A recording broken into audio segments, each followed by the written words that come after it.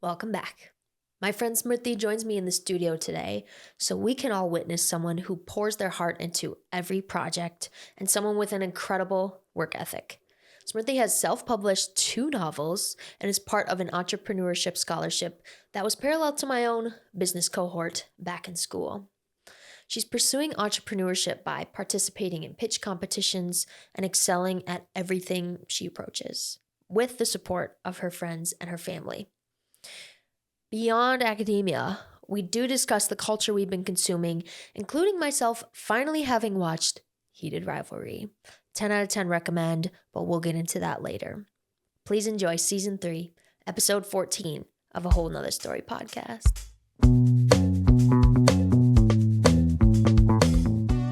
Hey, hello. Hi, Sophie. How are you? I'm doing good. How are you?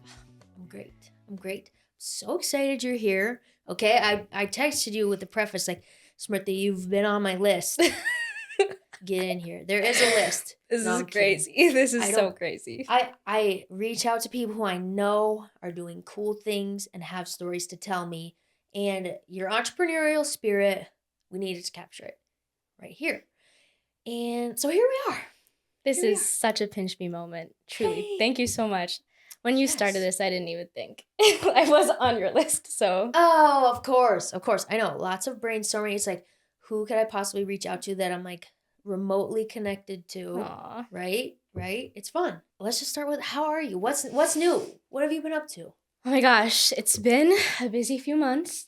Junior this year. Mm-hmm. So it's going good. Classes are good, but what's really been keeping me busy is the project I'm doing right now with the Mayo Clinic.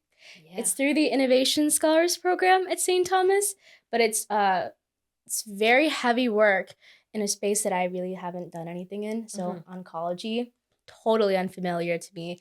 I'm a business student, like through and through, entrepreneurship, not really medicine. So it's been super fun, kind of acquainting myself with a bunch of different terminology and that whole side of things. How long does this project run for? Oh my gosh, it started October and ends February 26th with a final presentation at That's Mayo. Quick. I know. That's so quick. It's 4 months basically of just go.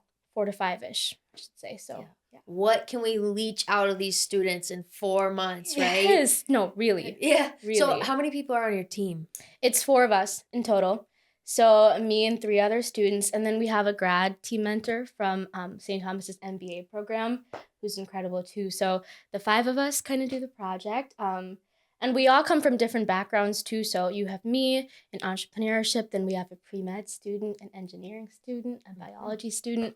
So it's very cross-functional and it's super fun. Brilliant. That's important. Because where else besides something like that are you going to work with those students? Very rarely. Right? We are a liberal arts college. Yeah. But I wasn't hanging out with the biology kids.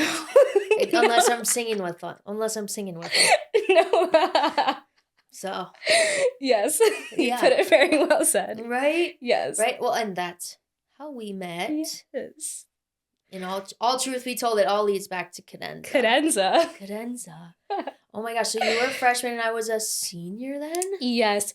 Oh my gosh. I'm old. It's such a funny story because one of my best friends, Katie McDonald, she knew I was auditioning for cadenza and she told me all about you. She's like, you have to meet Sophie. She's the best. She's going to be such a mentor for you as you do the program. So coming into auditions, I felt like I think I asked everybody, like, is Sophie here? I had a friendly face kind of going in. So I feel like a celeb. Yes. That's funny. No, I love Katie. I saw her at Target, of course, over the holidays, because that's what happens when you're home. Then she was in your scholarship group. Yep. Schultz Scholars. Yep. At St. Thomas. Yep. Yeah. So we did have that tie of, yes, there was cadenza briefly, but then Schultz Scholars was really where we interacted beyond that. Yes, correct. I'm kind of sad that GHR, my program, did not interact more with the Schultz Scholars. You know what's so interesting is the few years that you and I were at school at the same time, there was not that much interaction. But this past year, there's been so much crossover between both programs. Good. I'm glad they're finally doing that. I'm glad they're doing it, yeah. It's like power in numbers because how many, you guys also had so many directors. How many people are helping run Schultz? Well, We had our main supervisor, shout out to Jessica Cooley, but then a bunch of the Schultz entrepreneurship, like the school faculty members helped. So the deans, the social innovation program coordinators helped. There was quite a few, and same for you too, I think, right? GHR had a few different leaders. Yeah. Well, we only had two. Two, yeah. So, and did they work together very often? I don't know. We were only year 2 of the scholarship existing, Right. and we were definitely still the guinea pigs. Right. They were working out the kinks of what this program should be. And Right. they still are, it'll always be evolving, but it was kind of like, and COVID added a whole Absolutely layer onto it. Yep. But I'm so glad that they're kind of expanding upon that. There's a new faculty advisor because one left, and I think yeah, that's incredible. exciting. Yeah. Say what's up to the fellows for me. I will. You'd love the new cohort, though. I wish they'd met you. I wish more people knew you. I know. Well, I'm right here. I'm right here. They have not reached out to me. Beyond shows, which we can go into more later. But you are a true entrepreneur. Like when I think of entrepreneurship, or I try to spell it and forget that extra U, you know. Yes. Happens to all of us. Yes. I think of Smriti because like everything I see on LinkedIn, you're on posters at the school, I've heard. Come on. But the first thing I know is that you've published 2 books. 2 books? Yes. Yeah. Please tell me about them. So crazy that you bring this up. I actually brought the second one here as a little prop to show. Amazing. For the longest time in high school, I didn't consider myself as an entrepreneur because I didn't know that indie authors who went down like self-publishing were entrepreneurs because you don't have a big studio backing all of your moves. So it kind of started out during COVID. I'm an extrovert. I love hanging out with people and talking to people. So the pandemic was just really hard to navigate by myself. And as a child, I'd always write like, poems and short stories. So my grandma and my mom actually encouraged me to write friends into life to give me company. So that's kind of what I did. The first one, which I don't have a copy here today, but it's called Enchanted Creatures Don't Exist. And it's like Harry Potter, Percy Jackson. Yes. Yeah, it's a pair of twin siblings. They go on this deadly magical adventure against the 7 deadly sins from the Bible. So I made them into actual monsters that acted on that specific sin. So that was really interesting to play around with. Oh my goodness. So that one is certainly more fantasy focused. That one's more fantasy focused, correct. Okay. Yep. So it's a one-off. It's not related to this one. No. Okay. Although it did end on a cliffhanger. I really should be. I should get to writing that second one. People are waiting. Yes. Smriti, get to it. Yes. Jeez. Oh my gosh. Okay, and then where did the inspiration for this one come? Oh my gosh. I have to say, I was a huge Wattpad kid growing up. I mean, if you ask any reader or writer, a lot of us were. So I just love reading fun, feel-good rom-coms. And so after I finished writing that one, I wanted to write something else, but just completely different to kind of push myself into a different, area of focus. So that's where the inspiration for this book, The Art of Two Souls Colliding, it's so cheesy. It came to me, and it's just your classic, super fun, like enemies to lovers book. Oh, the tropes. The tropes. Come to life. Yes. Okay, well, that is thick. That has got to be. Yes, it is thick. Does that mean it's a slow burn? It is a slow burn. I will say the font is a little bit bigger in this book compared to that one because the process of publishing this one was a little bit more rushed than the first. But the thing that I am most proud about, Sophie, is the fact that I designed the cover for this one all by myself. Yeah. I was just going to ask about that. Like, did you hire an artist? But no, you did it. I did it for this one. We hired an artist for the first one. Lovely. So, like you said, continuous learning, even with something like this. So this might be a loaded question, but what is the process for self-publishing? Yes, it's very time consuming because, as I kind of mentioned, there's no studio group that's giving you any kind of support. For me, the people that I relied on most were my parents, especially my dad. He's state ranked in India for English, so he kind of took over the editing, the role of an editor. So as I wrote it, he made edits simultaneously and we kind of compiled it. And then Amazon has a publishing entity called KDP, so Kindle Direct Publishing. And basically it's free to publish. You upload your transcript, they do sort of a quality check on it. They make sure everything's in alignment. You upload a cover, pages, just pretty much everything end to end. They'll check it and then they'll publish it. They'll post it to Amazon. And they have their own printing press that automatically sort of prints books, attaches covers. The only sort of caveat to that is they take a percentage of every book sale that you have. Right. So it cost $0 in a sense to publish this book. I mean, if you're not counting like cover illustration costs. But I think the profit margins are pretty low though. Right. So right. But it's okay. It's okay because you did it. Exactly. You did it. Who can say exactly? It's a passion. I've published 2 books. Oh my gosh. I'm more impressed, genuinely impressed about the size. Oh my gosh. No, you're so sweet. But it's so funny because my mom, she's such a big supporter. She'll go and she'll give the books to all my teachers and all my friends, and some teachers have. I was gonna say your teachers reading your romance books and is some awesome. of them have. They have. Yes, I believe it. Well, yes, you do reach. Okay, was this high school though, or is this like professors now? High school. Okay, and they know what kids are doing.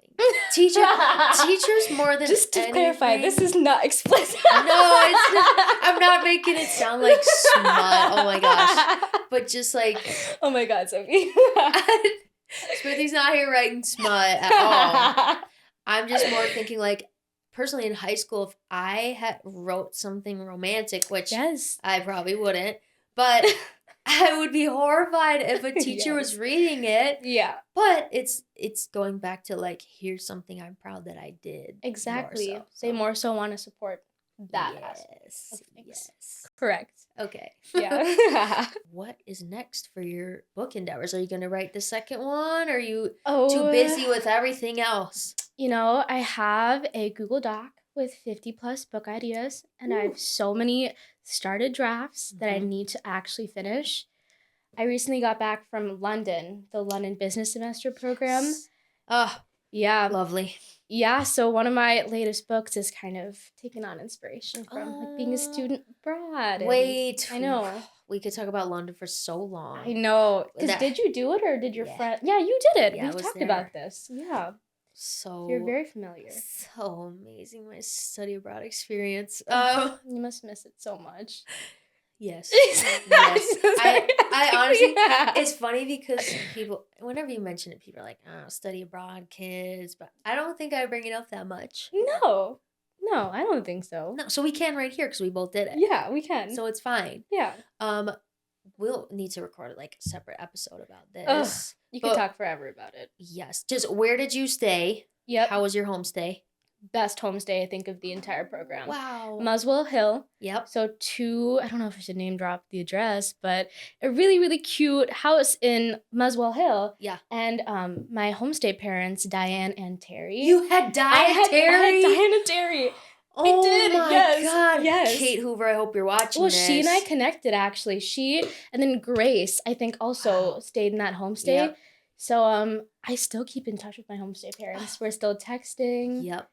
They were like parents to me, you know. They took me in and I know Diane and Terry. You know them. Yeah. I hung out in the greenhouse once or twice. Yes. Yeah. They fully revamped their backyard now.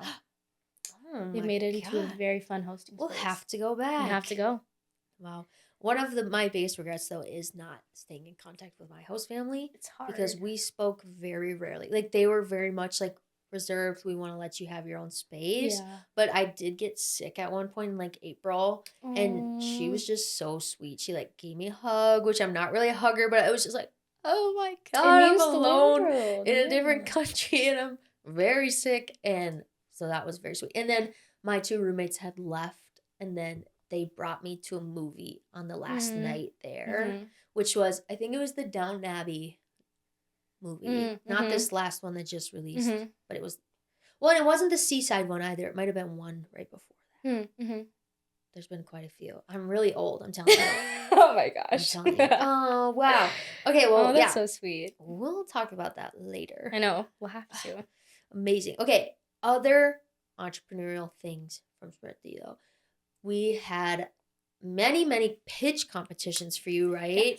Yes. Okay, so walk me through, how many pitch competitions have you been a part of? Oh my gosh. Well, there were so many in high school that I did too, if you count those. DECA, for example, was a huge part of my life. True. So like junior year, senior year, and then freshman year, I really tried to compete in pretty much all of the business competitions at St. Thomas. So Fowler Business Concept Challenge, the Business Plan, and the Global Social Innovation Challenge, eFest. I threw my name in the hat, redid Fowler sophomore year. Yep. Just quite a few, and then a bunch of case competitions too, and little hackathons here and there. It's just my favorite thing in the entire world. Amazing. So I never threw myself into that realm. Yeah, it's hard. How did you walk through, like, finding partners versus doing them alone? Like, how did you make those decisions? That's such a great question.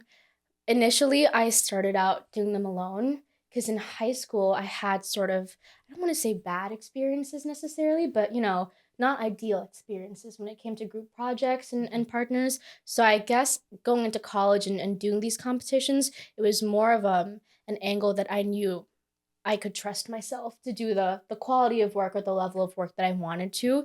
But Schultz obviously has opened my eyes into the biggest, best community possible.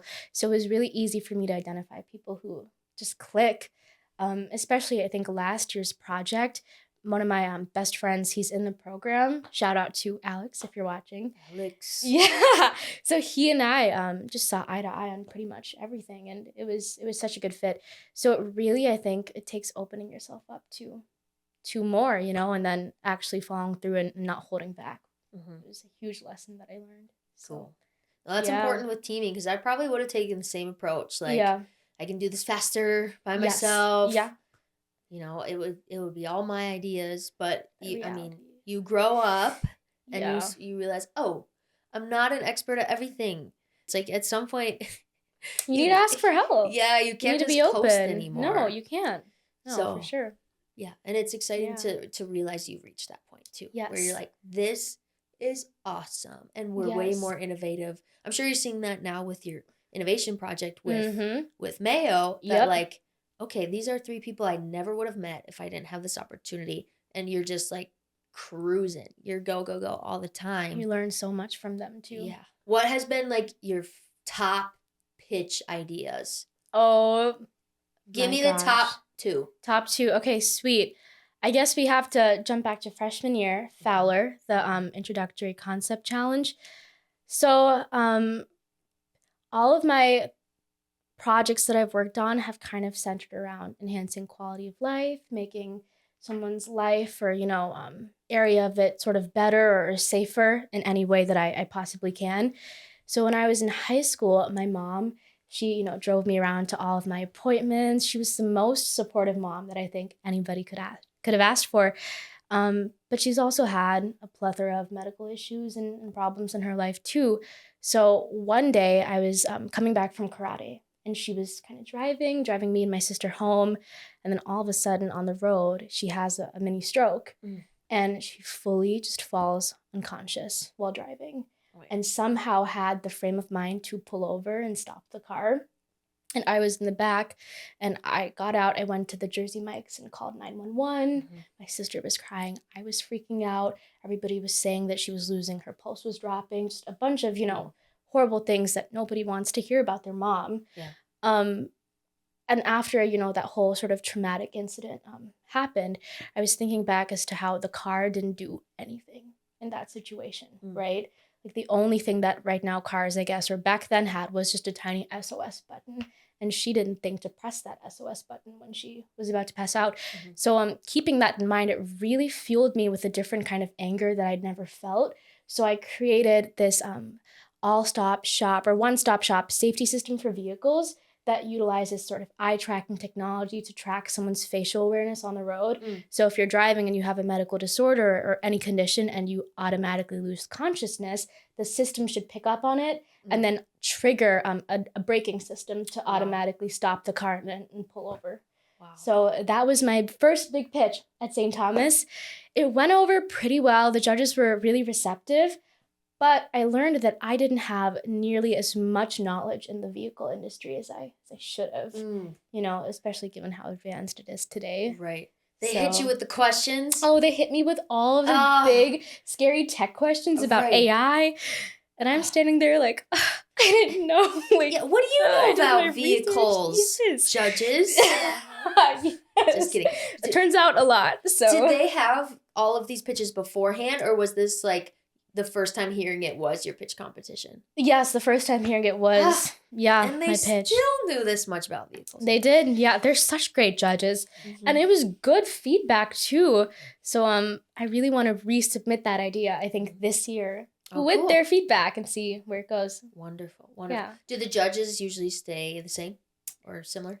Quite a few stay the same, but they swap in some huge names. Wow. Like this past year, we had the CFO of US Bank, the president and past CEO of Twins, the chairman of the Ryan Companies, like the construction company, I think. Sure. So it was insane. You meet some of the coolest people in the world. I don't know if we can top that. Okay, what comes in at number 2 then? That was number 2? Okay. Yes. Wow, then big reveal. Yeah, big reveal. Number was 1. Last year's project. My friend and I were also so passionate about stopping school shootings. I think that is, if I could do one thing in the world or have one thing to be remembered by, it would be the work that contributes to ending it once and for all. So we sort of were thinking, okay, right now, what exists in the market to even prevent something so horrific? Right now, it's metal detectors, which work, but sometimes they don't, and it's so invasive for students, or it's an escalation with a police officer, or half of the time there's no safety measures in place. So we were thinking, okay, the issue is the bullets getting into the school. We need to do something that prevents it from even entering in the first place. So there's a tech company that specializes in molecular science. They're insane. And it's called Base Molecular Resonance Technologies. So we were doing a bunch of research and we found out that they existed. And we reached out and somehow got into contact with the founding members behind it. Oh, wow. And using that, we kind of took their technology, which detects gunpowder in a bullet, and we built this use case for school shootings off of it. Oh, wow. So like an end-to-end school shooting detection system, like a bullet detection system, I should say. And we proposed our own novel lockdown procedure that worked in conjunction with school resources. So that was very gratifying and very emotional to sort of take that and then pitch it and say, these items or these previous solutions haven't been working. But here's something that will hopefully, effectively prevent school shootings from being a thing. So even looking back on it now, it means so much to me that we were able to do that. Yeah. So very cool. On a molecular level is crazy. Molecular level, I've not heard of the gunpowder detection. Yeah. I mean, you'd hope that the goal would be to just take guns out of people's hands, period. But if we can't do that, let's do the next best thing. Absolutely. And I think it's not even like, we pitched it as it's not a political issue in this scenario. It's very much a human rights issue. Like, guns should not be in schools if you're not a police officer. Yep. No one should be attacking children. Really? These are children trying to go to school, It's pretty simple. It's very simple. Pretty simple. Yes. Yeah. Well, wow. That is number 1. Do you have any ideas for upcoming pitch competitions besides resubmitting, or what? Where are you going? Another great question. One of my dreams is to compete on an international scale. Like they have I think it's the Shanghai Global Business Competition. eFest is obviously an international comp that St. Thomas hosts. I would say some idea of mine that hopefully qualifies. And it's hard because those competitions are looking for developed businesses or some kind of traction, whereas a lot of my ideas have been more conceptual or, more at the very, very entry level. So it's hard. It's something I'm thinking about every day. It's so hard to come up with a good idea that actually has a deep and meaningful value proposition, which you can attest to as well. So it's hard. Right. Well, then any sort of fundraising, actually getting it. It's hard, yeah. Getting it standing is unbelievable. It's unbelievable. Even something as small as this, as like buying a couple cameras and throwing it up online, is like There is so much more behind the scenes than you would ever imagine. So then when there's capital that comes into it, when there is research, deep research of like an area you're not used to, Right. like health or, Right. you know, Right. school shootings, you had to be like researching Right. heavily to understand it before you can even Enter the field. conceptualize. No, yeah. Well, then what if you start doing that research and realize, oh, something already exists here, or oh, this really won't stand. It's not going to matter at this point in time. Mm-hmm. Or oh, my idea is outdated already. Mm-hmm. That's another big problem too. Mm-hmm. I'm sure with AI. Mm-hmm. I don't need to tell you. Well, that's why the Schultz School talks about it too. You have to have the mentality of not giving up. If you are committed to something and your idea, for example, might be a little bit outdated, it's like, how can you innovate on top of that and make it so that it's unique and not, covering existing art or something? It's so tough. I'm so glad you brought up AI because it really does. It changes a lot of the things. Well, and if you're becoming a competitor, like it does exist, how do you cut through the noise? Right. Is another huge problem. Right. It changes every day. Yeah. Cutting through the noise. We were talking about this at my agency of like, all of these brands are so quick sometimes to change their like values based on what people care about on social media or to like meet trends. Well, then it's kind of like Theseus's ship. It's like if you replace every board on a ship, is it still the same ship? Yeah. Right? Yeah. It's really weird. Really. That's a really interesting analogy too. To look at it. I didn't make it up. Apparently Theseus did. I think I have that right. Show notes. I don't know. Google it. Okay, how many have you won? Okay, that gunpowder detection system, we won first place with that and the Best Use for Technology Award. The others, I've placed like 5th, or in hackathons, a lot of them I've placed 2nd. But those are just, it's so much fun and it's a team effort too. Yeah. I don't know. I've been so privileged and lucky to have placed in a few. Yeah. Well, not that placement matters, but I'm just like, Smriti's over here mopping up. Okay. Oh my gosh. And you still have a year and a half to do so and beyond. So when we were chatting about what we were going to talk about, obviously, you mentioned how important your family has been and your influence. You already have in this episode a little bit, but can you touch on like what your family means to you and like how they motivate you? I genuinely feel as though I've been blessed with the best parents in the entire world because they truly go above and beyond in every way to help me meet my dreams. This goes like way back to obviously since I was a child. Whether it's, any type of resource, monetary, physical, emotional, I've always wanted to act, sing. I mean, that we were in cadenza together. So growing up, that was my like initial passion. And so my parents, my dad especially, spent like a lot of money trying to get me with an agency, like to do these pop showcases. And it was a lot, like you look back on it and it's a lot to ask of your parents to do, the time that my mom spent sort of helping me even get ready for that, driving me again to and from places. Like you seriously wouldn't believe or think how much like obviously you as a child, your work goes into something, but your parents' work goes into it probably even more than you because they're there at every step of they're there. Because I don't even know what I'm saying. Like they're there every step of the way. Right. Child labor laws and everything. Yes. Yep. They have to be. They have to be, yes. But then, no, it also got to a point, like, I broke my knee in high school doing karate. Yeah, it was so sad because I was just on the verge of getting my 3rd degree black belt. No way. Yeah. So it was the exam, and during the exam, I was doing a spin kick, and it just fully cracked, and I dropped. And it, how it dislocated and popped a few different times. Yeah. But this was a different level of pain. And so during the whole like surgery process and getting back into driving and walking, it was my mom who did pretty much everything for me during that phase. And then my dad has kind of like manifested as a coach for me. Like public speaking, again, love it so much. And it's because I have him to sort of guide me through the entire process. Yeah. Like speech, competitive speech was a huge chapter in my life. And senior year especially was when it just soared for me. That's because every night, like, he would wrap up work at 9 p.m. I'd wrap up homework and my jobs and stuff. From 9 to 12, we'd sit and he'd coach me over and over and over for all my speeches that I presented. 9 to 12? From 9 to 12. And then obviously my mom was up watching too. And it just goes to show that, I don't know, behind every successful woman, there's a quote, like, behind every successful woman is her dad. But I think it's cheesy, but I think, like, behind every successful woman too is her parents in a way, you know, because their resources, their time, their energy is what leads me to, like, be here and to go to the school of my dreams under a scholarship I'm really, really grateful for. I don't know, I just feel very, very lucky. Yeah. That was a long answer.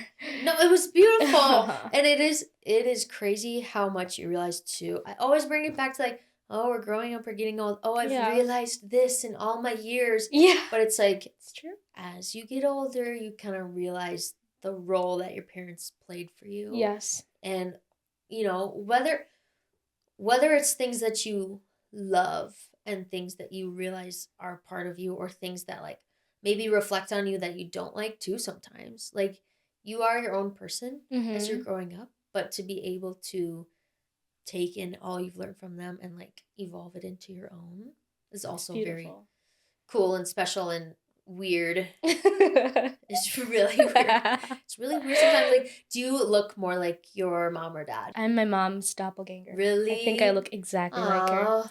And it's such a cute compliment, too, because she apparently turned down 26 proposals in college. Oh, yeah. So whenever people are like, oh, you look like your mom, I say thanks. Like, she clearly, yes.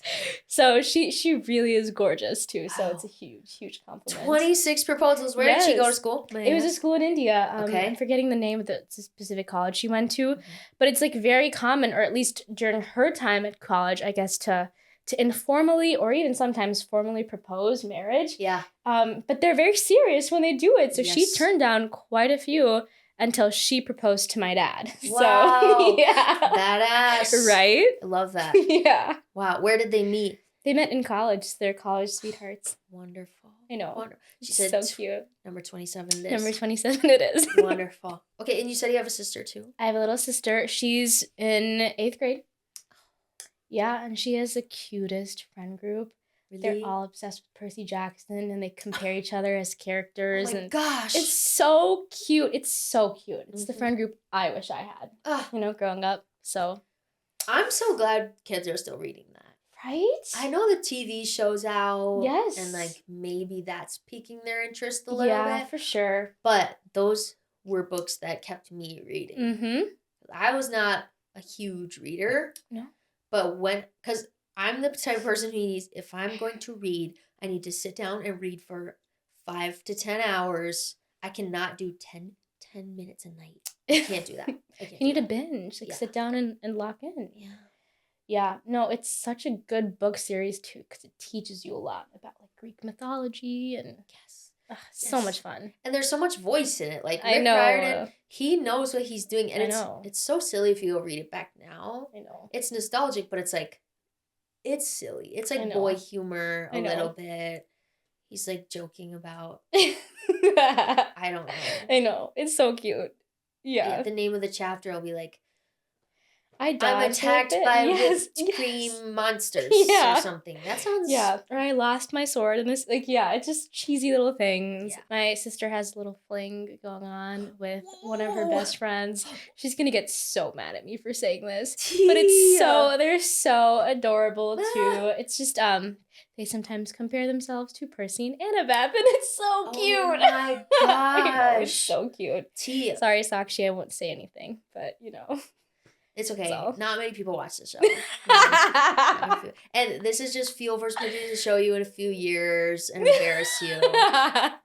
It'll be great. Yes. You'll appreciate it someday. That's so precious. I can't even really fathom having a relationship in 8th grade. No. Were you having a relationship in 8th grade? No. Is it because she's the youngest? It's because she's the youngest, and it's so cute. She gets so mad when I call it a relationship. She's like, we're just best friends. Like, stop it. Mm-hmm. But It's so cute. Like, as a big sister, you can't help but just, maybe it's me sort of pushing some of my own, like, interests on her. Right. I'm like, I wish I was in a, really cute, adorable situation. And then she gets so pissed off about it. Does she share a lot of the same interests as you, like writing, etc.? Yeah, she loves to write too. She and I actually wanted to write a book together at some point. Maybe do a dual POV. She loves karate. She knows both karate and taekwondo. So she mastered karate, now is moving on to a whole new different type of martial arts. I know, she's insane. I don't know. Obviously, she's so little, she hasn't really figured out, I think, what she wants to do yet. Yeah. And she has so much time for that. Mm-hmm. But it's so much fun watching her kind of evolve and figure out what she wants to do. She's going to be so great. Oh my gosh. How is it? She's technically Gen Alpha. She's Gen Alpha. Yes. How is it interacting with Gen Alpha all the time? God, well, she gets so mad when I call her Gen Alpha. It's so funny.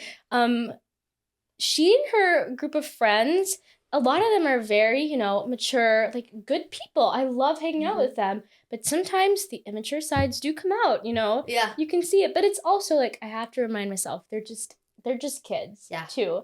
But it is evident, like, the iPad generation has grown up. Yes. So you can see how that's sort of, trickling into their day-to-day, Yeah.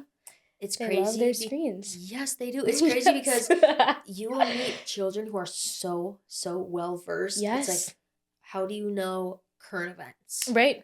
Like, what are you doing? What are you consuming? Right. But it's normal to them. And then they act immature and you're like, right. Oh, you're still 7 years old. 13. Yeah. Or yeah. Yeah, no. A little older now, but. Pretty much. What? That is exactly how it is. So strange. And that's another reason why we talk about, like, generational things on this podcast so often, because it's so intriguing to me. It's so intriguing to me too, as we're kind of, well, I'm older than you. Very old here. Barely. Barely. I am an elder.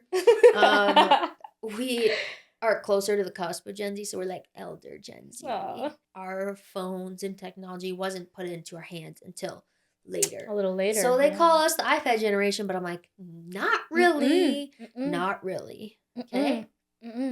We learned it because we were still young enough. Oh my gosh, now I'm roasting everybody older who had to learn technology. No, I'm not. It's just like, that's one of the main reasons. It's when it really became a thing, though, culturally. How do you think Gen Alpha would perform in a pitch competition? Oh my gosh. That's such an interesting question, too. I'll have to say, like, from the people that I've met in that generation, I think a lot of them are more shy or more reserved when it comes to, like, publicly stating how they're feeling or their ideas. I think it's probably just that social, like, technology environment that they've grown up with. It's not as human, I think, as some of the previous generations have been. So I think they'd kill it. I think they'd do such a great job, but they'd probably have to push themselves a little bit outside of their comfort zone. Interesting. I mean, what are your thoughts? Do you agree, disagree? I think I totally totally disagree. I totally disagree. No, I totally agree with you. Yeah. Because we've talked about it on this podcast, like, after COVID, it felt like all I had was, your this screens. screen right here. And then coming out of COVID, when you took that mask off, it was like, oh, you have to remember how to express your face and have a conversation face to face with someone again. And they just, like, that was their whole childhood. Like, these kids were in elementary school doing distance learning. Happened, I know. And then it just continued from there. So that's why I was so proud of my sister too, for like the friends that she has and how she's doing. I think it's obviously a lot harder for the younger generations and the younger kids who kind of grew up in that environment and haven't had that same exposure. It's really hard. Exactly. But they're doing a great job. So yeah.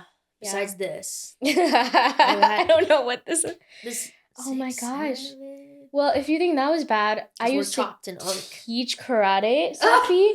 No. And there was this kid who came in and she was like, Miss Datta, do the gritty.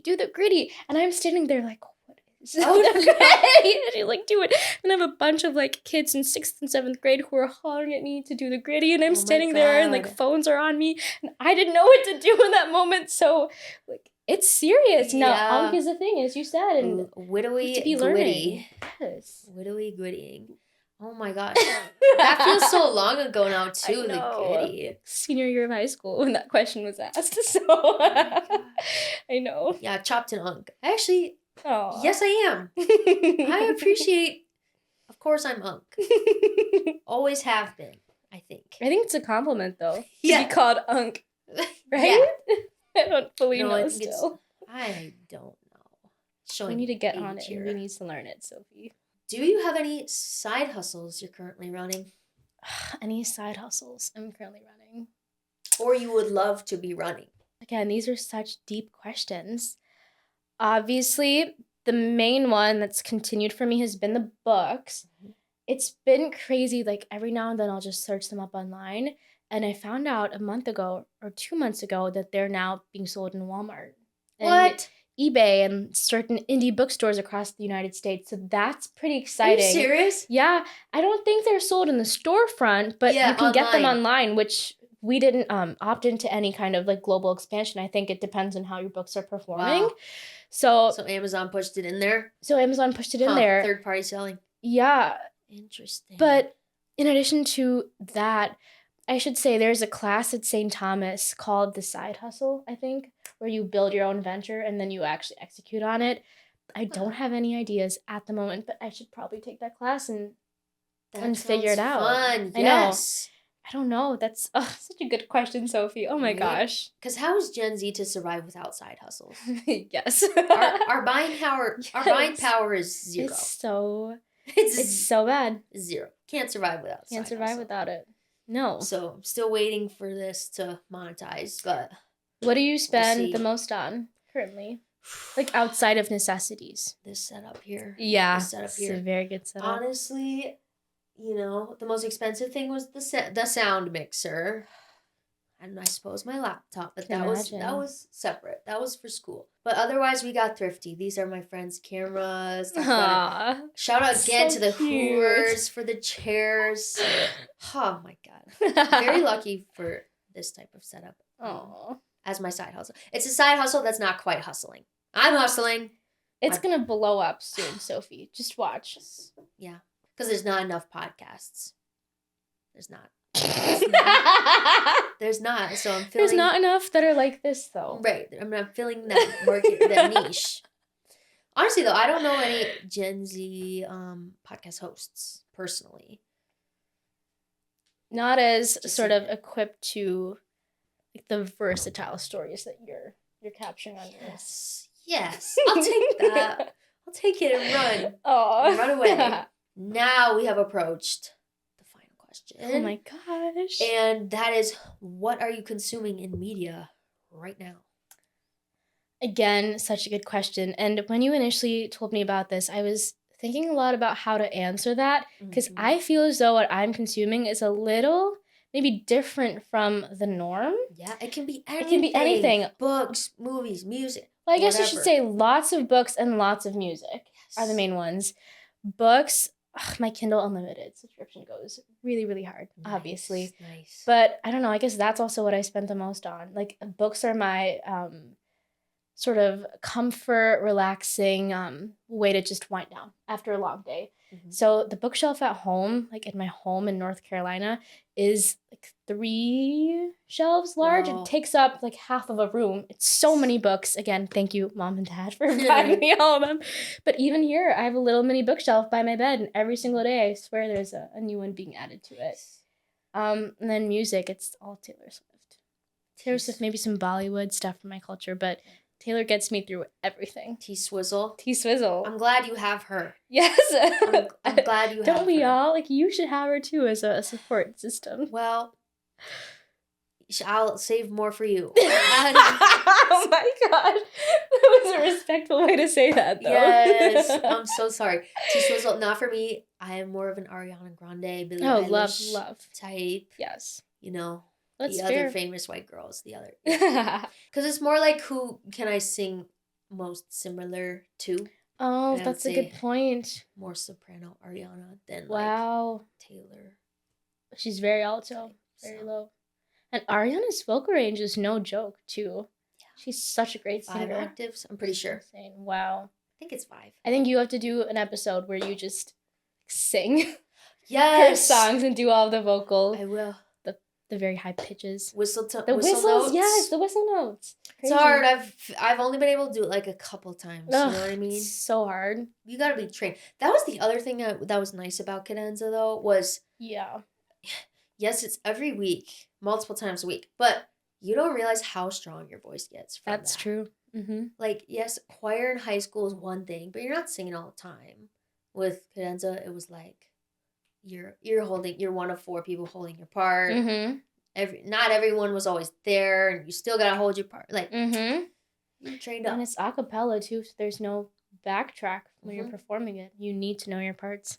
Yeah, because a cappella is cool. It is. Oh my gosh. Okay, what's your book you're reading right now? What book am I reading right now? Okay, I just wrapped up my favorite author of all time, Lynn Painter. She does really cute YA rom-coms. I love a good rom-com, as we've discussed. So she put out a really adorable read called Fake Skating. It actually takes place in Minnesota. About 2 best friends who grew apart but came back together. One's a hockey player, so... Wow. Ding, ding, ding. We're going to come back to that in about 1 minute. Yep. I have a feeling I know what you're going to read. You probably do. Yeah. Very cute. Does the author know Minnesota well? Yes, she does. I think she came here to understand the area before weaving it into her book. Good. And she just did a meet and greet at St. Kate's, but I couldn't go. I wasn't able to fit it, and I was so sad. Rude. I know. I was thinking, like, I've seen reviews of books that are set in Minnesota, but someone will mention, like, oh, we had a date at the Cherry Spoon or whatever, and then we went to Richfield for dinner. It's like, Richfield? Where are you? It's not really adding up. Yeah, like, I know. They tried to pick a random suburb that looked near enough to the cities, but it's like, you don't know what you're talking about. But no. I'm glad she showed up. She did. She did her research. That's good. It's important. It's important. Don't trust AI. No.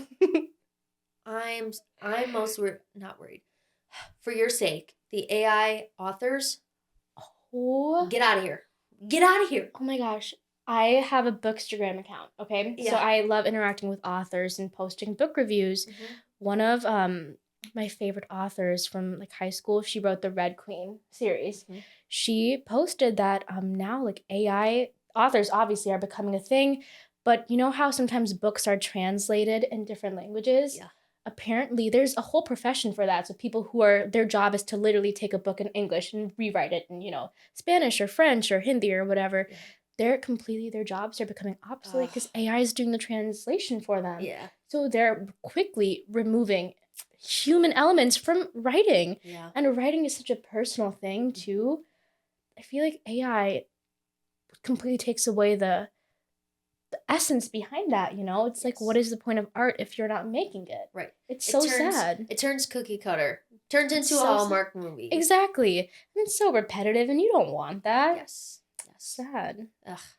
I know. Stay out of this. There's AI in the description. Gone. It's gone. Don't. Go buy Smriti's book instead. Okay? There's no AI. It wasn't even a thing when I wrote my books. Didn't exist yet. You wouldn't find anything in there. Yeah. Amazing. Well, back to hockey. I did watch Heated Rivalry. I haven't watched it yet. It's been all over my For You page, though. Like the reels and edits. You must. I've heard it's good. Again, I don't want to offend, but I am not typically a romancy person. Yeah. Like, I don't seek out those types of stories. Yeah. But Sal wanted me to watch it. She's like, and some of my old roommates, they were like, you need to watch it. And I'm like, okay, is it worth the hype? And it absolutely was. Really? It absolutely was. Yes. It is a little racy at the beginning at certain times. But like I've heard. Genuinely the way that they portray, like, them just not a spoiler, but feelings. Yeah. Feelings, and you never of athletes at a professional level. Yeah. And I mean, it's cool because you see it with female athletes. I feel like it's less taboo almost, and it's more celebrated amongst like the PWHL. Right. They've existed they're going on their 3rd year. Yeah. And Pride has been like the center of a lot of it for a long time.